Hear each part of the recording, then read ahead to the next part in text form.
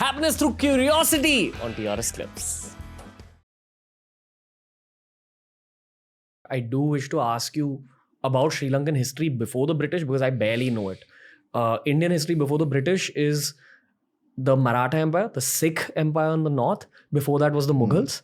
And in the south, I believe it was the Vijayanagar Empire, and which got broken up into different smaller empires. And the Cholas and... I think the Cholas were before the Vijayanagar. That's We just had a Chola expert. That's how I know this. I'm not a knowledgeable guy. Yeah, I visited Hampi. It was a very enjoyable time because we need to understand South Indian history also to understand our history. Because what was happening before white people came to Sri Lanka? A lot was happening. I mean, our civilization goes back 2,500 years and it is very closely linked to Buddhism. Did you visit any of our Buddhist sites? I went to the monastery. I'm so sorry. Did you go to Anuradhapura at all? The one which has the tooth of Tooth, yes. That is in Kandy. That's where the Temple of the Tooth. But our ancient civilization is in Anuradhapura and Polonnaruwa. This goes back 2,500 years. And Buddhism is at the heart of that civilization. And we have some wonderful, there are Buddhist stupas there are the old palaces, what they were like. And you can, as an Indian, I think you will relate when you go there. And also we had a civilization which was basically a hydraulic civilization. We had, the rice was grown using advanced irrigation systems. So that we had these tanks. Our kings at that time, going back 2,500 years, we were able to do remarkable engineering feats at the time. Then I don't know whether you have heard of Sigiriya, a rock fortress, again from the ancient times, where a king built a castle with, I guess palace with gardens, and it's a beautiful on top of a rock. So that is our civilization that we are proud of.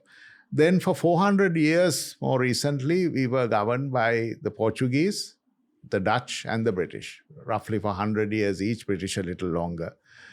So we have that influence. I mean, Portugal, if you look at many Sri Lankans have last names that sound Portuguese. I don't know whether you noticed Dilhara Fernando. Exactly, Fernando, De Silva. So Pereira, we have, so that is our Portuguese influence. We have a Catholic community that comes from that period as well. But the last name being Portuguese does not necessarily mean you are Christian. But I mean, it's really? Many Buddhists also have the name. Huh? But that is going back to the Portuguese period. Maybe people converted at some point or whatever it was. And I mean, conversion back and forth is possible. Wow. Then we had the Dutch after that. So we have the Dutch history as well. If you look at our language, Sinhala has Portuguese words sometimes incorporated. Now, the word for a cupboard is an almaria. And in Portuguese, it's more or less the same. Shoes in Sinhala would be sapato, which is Portuguese, it would be the same.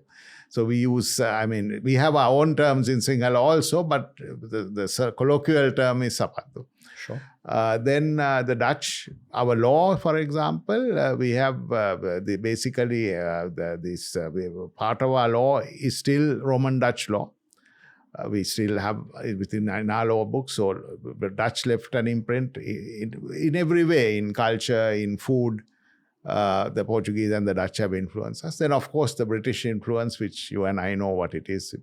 So that is, our history goes back. Ramayana is the ancient part of it, the very ancient. But for 2,500 years, we have our own identity and history, which we are very proud of. And that is what gives us that special identity as Sri Lankans. Got it. So it is a macro cosmopolitan culture with inputs from a lot of... Actually, Anuradhapura was a very cosmopolitan city.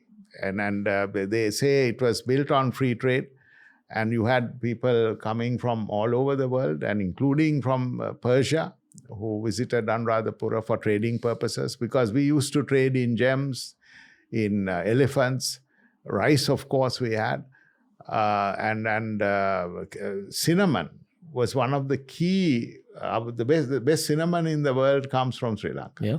And initially, the Portuguese and the Dutch and even the British came to Sri Lanka for the cinnamon. Right. And then after that, they built up off of that. Pearls, we had excellent pearls as well. So, I mean, it was this geopolitics, which we probably will address later on in the conversation.